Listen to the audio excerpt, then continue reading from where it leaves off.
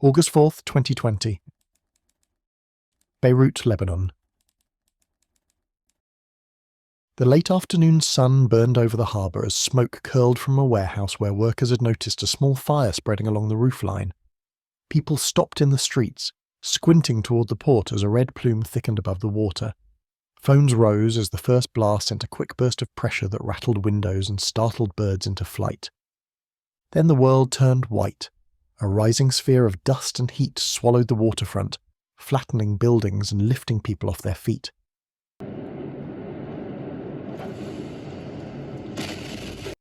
So how could a single moment erase half a city? Beirut had settled into a familiar rhythm on that warm August afternoon. Traffic pressed along the coastal highway. Vendors arranged fruit under the shade of umbrellas. Families rested inside shuttered living rooms, hoping to escape the late summer heat.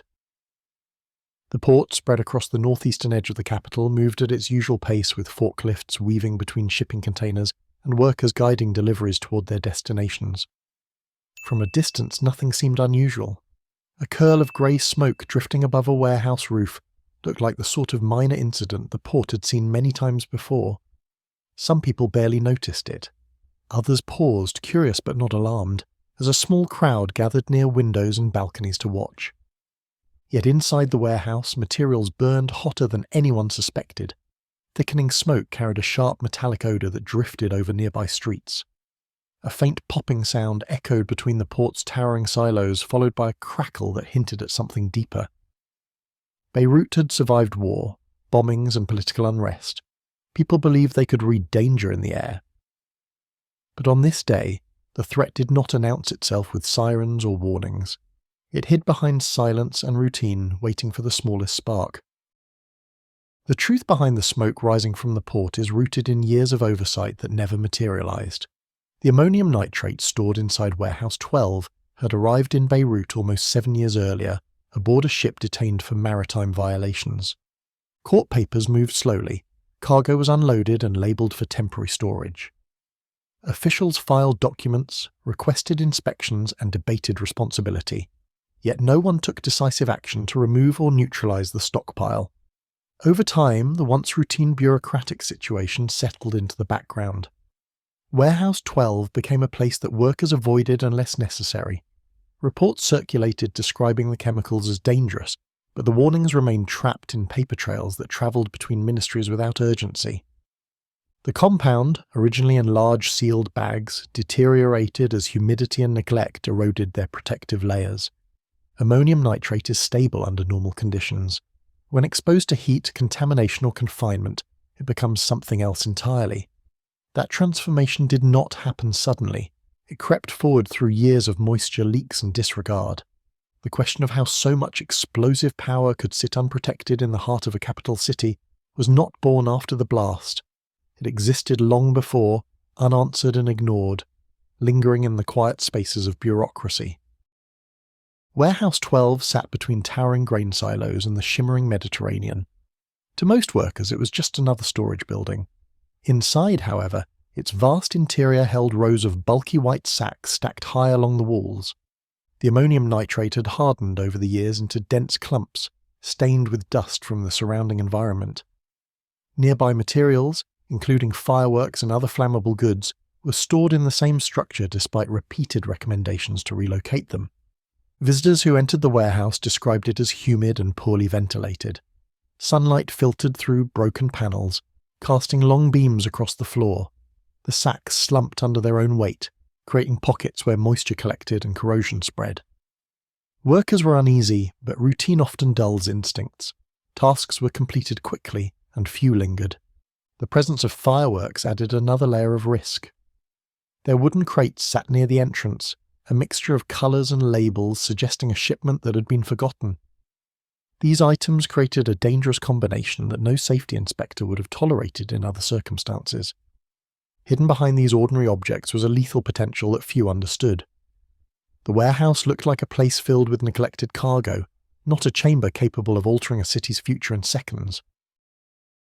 The precise ignition point inside the warehouse remains debated, but witnesses recalled a sound like faint crackling, followed by streaks of orange climbing along the roof. As the fire spread, It met the fireworks stored inside, creating a series of sharp bursts that mimicked small explosions. Thick smoke poured from gaps in the structure, rising in a column visible across the waterfront. Firefighters arrived quickly. They moved toward the warehouse with hoses and protective gear, unaware of what lay inside. Nearby workers shouted warnings about the fireworks but could not describe the true danger. The ammonium nitrate, hidden deeper in the building, remained a silent presence behind a curtain of smoke. Heat grew rapidly. The air shimmered above the warehouse roof as flames moved unpredictably, fed by combustible materials scattered throughout the structure.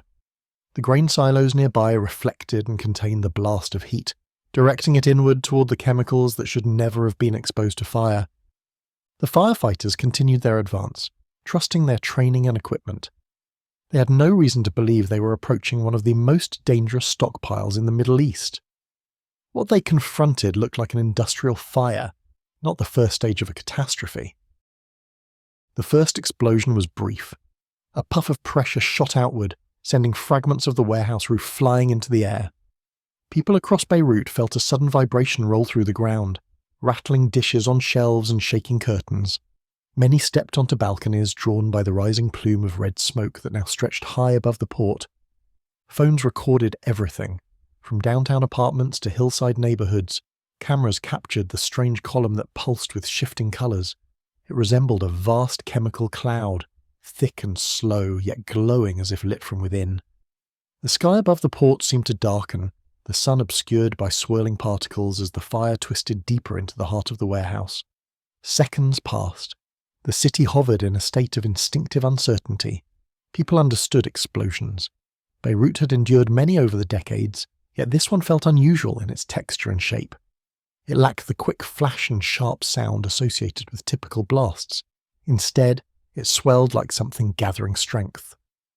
A few voices in the videos can be heard urging friends to step inside. Others stood motionless, mesmerized by the towering plume that resembled a storm cloud rooted to the ground. For a moment, the city watched without fear, unaware that the physics unfolding inside the warehouse were reaching an irreversible threshold. Deep within Warehouse 12, the ammonium nitrate heated to the point where chemical stability failed. The material decomposed rapidly, generating oxygen that fed the fire and pressure that sought release. The warehouse walls strained under the growing force. The silos nearby acted like shields, containing the energy and creating a confined environment where pressure could rise faster than normal. Then the reaction crossed the line.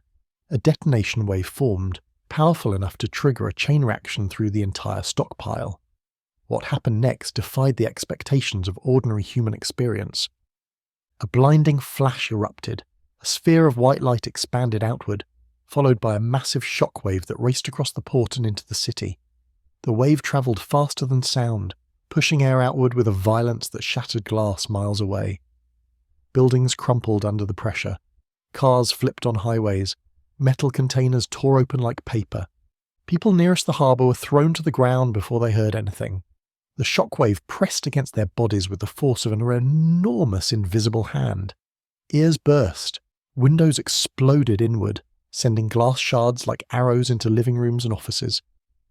A massive mushroom cloud rose above the port, forming a shape familiar only from photos of nuclear tests. The red smoke shifted to a towering pillar of brown and white debris. Dust and fragments shot upward, then cascaded downward across the city in a slow, choking rain. Sound arrived last.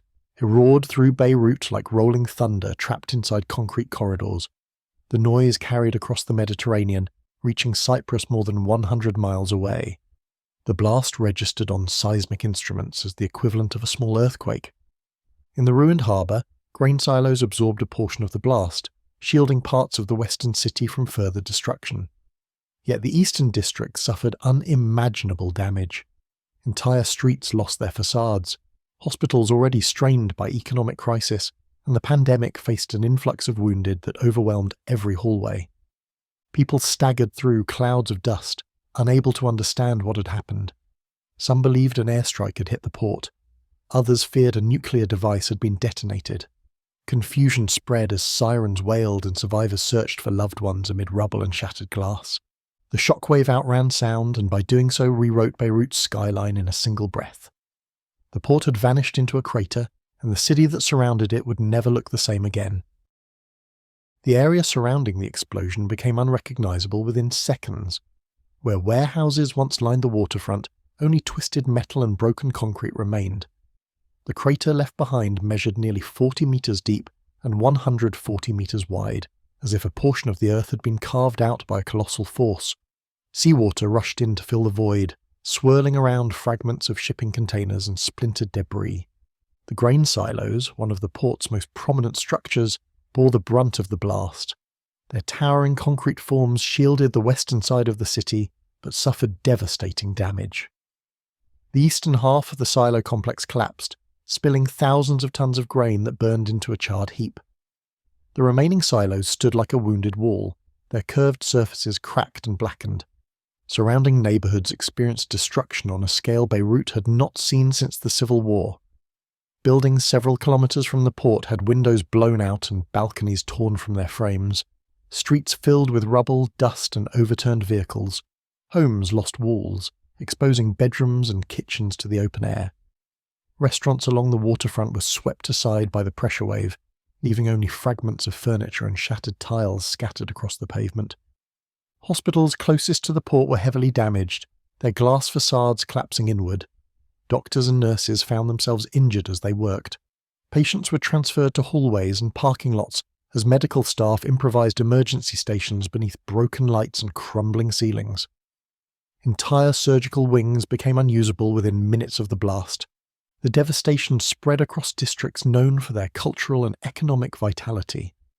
Mar Mikhail, Jamedze, and Akhrafia, areas filled with historic buildings, cafes, and galleries, suffered extensive damage.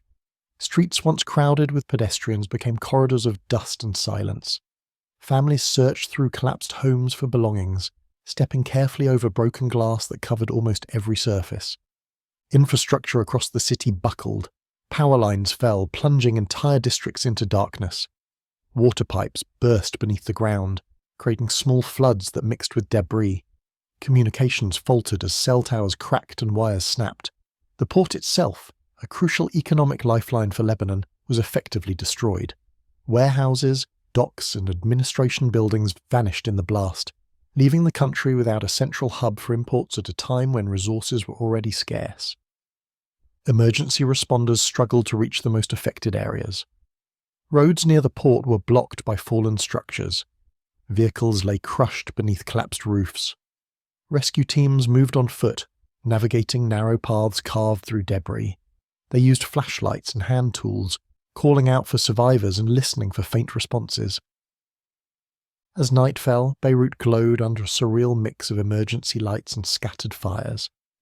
The crater at the port smouldered, releasing plumes of smoke that drifted across the bay.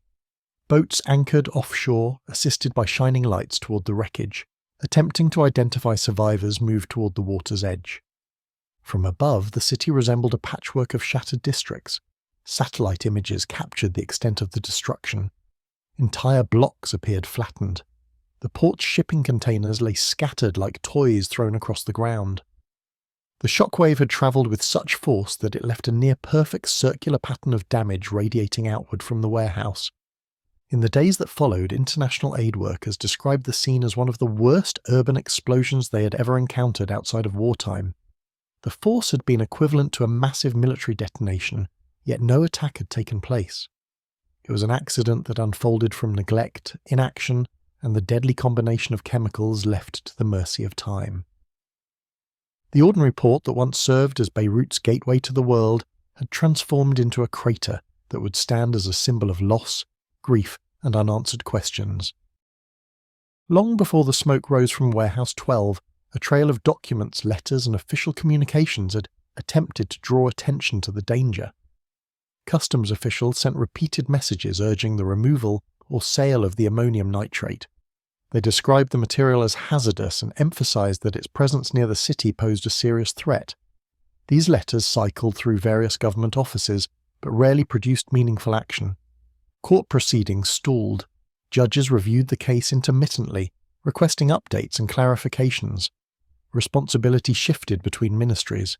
Each office claimed limited authority, leaving the decision to others. The ship that originally carried the ammonium nitrate had been abandoned by its owner, turning its cargo into a legal orphan that few wanted to claim. Warehouse staff expressed concerns as they noticed deteriorating conditions inside. They reported leaks, damaged sacks, and the presence of incompatible materials such as fireworks stored nearby. Some workers voiced unease to supervisors, but their warnings competed with the daily demands of a port already strained by economic challenges and political instability. International experts had previously warned governments around the world about the dangers of storing ammonium nitrate in large quantities. Past disasters in Texas City, Toulouse and Tianjin had demonstrated the compound's destructive potential when exposed to fire or contamination. These lessons were widely known in global industrial safety circles, but they never fully translated into policy changes in Beirut.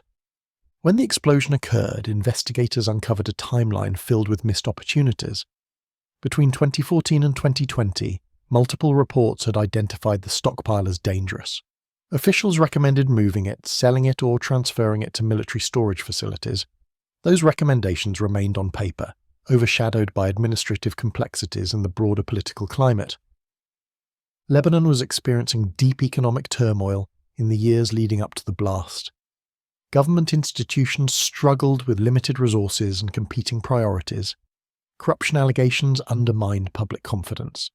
Within this environment, the ammonium nitrate remained trapped inside a system unable to manage it effectively. Some officials described the situation as a slow cascade of inaction. Decisions were deferred, responsibilities blurred, and urgency faded. What should have been resolved within weeks stretched into years. The chemicals that would eventually destroy a portion of Beirut sat quietly behind locked doors, while paperwork moved through offices at a pace disconnected from the scale of the threat. After the explosion, families of the victims demanded answers. They studied the documents, letters, and warnings that had been overlooked. Each page carried an implicit message that someone knew the danger existed. The frustration that followed grew from the understanding that this disaster was not born from ignorance, but from paralysis. International investigators reviewed the chain of events and concluded that the tragedy was preventable. They emphasized that the warnings were clear and repeated. The system designed to protect the public had failed not due to lack of information, but due to absence of action. The unanswered warnings form one of the most painful threads in the story of the Beirut explosion. They reveal not only the cause of the disaster, but the weight of what might have been avoided if someone somewhere had acted with greater urgency. The explosion's human toll stretched far beyond the statistics that appeared in headlines. More than 200 people lost their lives. Thousands were injured, many with wounds caused by flying glass that cut deep into skin and muscle. Hospitals treated patients with shattered bones, severe burns, and internal injuries caused by the pressure wave that struck before the sound arrived. Families searched through debris for missing relatives, streets filled with people calling names into the dust-filled air. Some found loved ones alive but wounded, others discovered silence where homes had once stood. The human cost was scattered across living rooms, stairwells, and sidewalks, covered in the remnants of ordinary days interrupted without warning. The psychological toll rippled through the city as survivors attempted to comprehend the magnitude of the event. Many initially believed they were experiencing an earthquake. Others thought the city was under attack. Fear and confusion shaped the first hours following the blast, creating an atmosphere where no one understood the scale of destruction until daylight revealed the full extent. Businesses already weakened by economic crisis lost their storefronts and equipment. Restaurants that had once filled Beirut's nights with music and conversation were reduced to rubble. Offices collapsed, leaving behind documents and computers buried under fallen beams. The explosion accelerated an economic downturn that was already gripping the country, plunging families deeper into uncertainty. Schools located miles from the port had windows blown out and walls cracked by the blast. Children experienced trauma from injuries and sudden displacement. Many families left Beirut temporarily, seeking safety with relatives in nearby towns until repairs could begin. Others had no place to go, forced to remain in damaged buildings that offered little protection from the elements. Cultural heritage sites suffered as well. Historic buildings in districts known for their architectural significance stood damaged or destroyed. Museums and galleries lost collections. Traditional homes with ornate balconies and stone facades collapsed under the pressure. The loss extended beyond physical structures, affecting the historical memory of a city known for its resilience. International response arrived swiftly. Countries sent medical teams, supplies, and search and rescue units. Volunteers from across Lebanon formed groups to clear debris from streets and assist the elderly in retrieving items from damaged homes. Ordinary citizens swept glass from sidewalks and repaired doors with whatever materials they could find. The sense of solidarity that emerged in the aftermath reflected Beirut's long history of survival through adversity. Yet recovery required more than community effort. Infrastructure damage was so widespread that it strained the nation's ability to rebuild. The port, responsible for handling the majority of Lebanon's imports, had been incapacitated. Essential goods had to be rerouted through other ports or transported through neighbouring countries, increasing costs and delays. The blast also created environmental hazards. Chemicals released into the air and sea sparked concerns among scientists and health officials.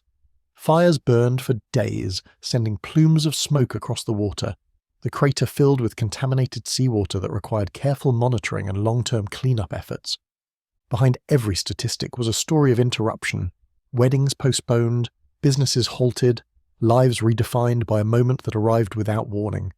The scale of the blast surpassed the capacity of any city to absorb its impact. Beirut's people carried the weight of that moment long after the dust settled. After the thunder of the explosion faded, a strange quiet settled across Beirut. Dust drifted through the air like fog. Buildings that once echoed with traffic and conversation stood hollow. Survivors stepped into the streets, dazed and disoriented, moving through a landscape that felt altered at its foundation. Those closest to the port emerged from collapsed structures with injuries that bore the signature of the blast. Many were barefoot, having lost shoes in the shockwave. Others clutched makeshift bandages fashioned from torn clothing. People helped strangers, lifting debris, offering water, and guiding the wounded toward hospitals that had become overwhelmed. Amid the devastation, small signs of endurance emerged. A cat crawled out from beneath a crushed car. A store owner retrieved a single intact item from a shattered shelf. Families gathered in courtyards, checking on neighbours and sharing accounts of what they had seen. The city, though battered, showed its instinct to reconnect and rebuild. Phone lines were congested, but messages slowly reached loved ones. Social media filled with pleas for assistance, hospital locations, and lists of the missing. Volunteers organised rapidly, forming networks that distributed food, water, and medical supplies to areas that had been cut off. The grain silos, though partially destroyed, remained standing on the western side. Their fractured forms became a symbol for the city itself, damaged yet present. They shielded parts of Beirut from total devastation, absorbing a portion of the blast that would have otherwise caused even greater loss. In those first minutes after silence, the people of Beirut carried forward the simplest but most enduring force: one another. Their actions formed the first step toward recovery, long before officials assessed the damage or international aid arrived. The human spirit that rose from the dust became one of the few elements of the city untouched by the explosion's violence. The investigation that followed the explosion sought to untangle years of administrative failures, mismanagement, and political complications. The ammonium nitrate had arrived by chance, the result of a ship detained for legal reasons. Its presence in Beirut should have been temporary, yet it remained through cycles of governmental instability and shifting priorities. Committees interviewed port officials, customs agents, and ministry staff. They traced the path of letters warning about the danger and examined the condition of the warehouse prior to the fire. Each piece of evidence pointed to a complex web of decisions that failed to address the risk. No single action caused the disaster. Instead, a series of omissions created the conditions for catastrophe. Public anger grew as families demanded transparency. They stood outside courthouses and government buildings, holding photos of loved ones lost in the explosion. Their calls for accountability echoed across the city, emphasizing that grief alone could not close this chapter of Beirut's history. International experts offered guidance, but legal proceedings faced numerous delays. The process became entangled in the nation's broader political struggles, reflecting the same systemic issues that had allowed the ammonium nitrate to remain in the port for so long. As months passed, frustration deepened. Many questioned whether justice would ever be fully served. Yet the memory of the explosion remained vivid. The crater at the port stood as a stark reminder of the consequences of neglect. Rebuilding efforts progressed slowly, but communities persisted, driven by the desire to restore what had been lost. The silos, though damaged, were preserved as a memorial to those who died and to the resilience of those who survived. The disaster continues to demand answers because it represents more than a single moment of destruction. It reflects the importance of responsibility, transparency and vigilance in safeguarding communities. Beirut carries the scars of that day, and its people carry the determination to ensure that such a tragedy never happens again.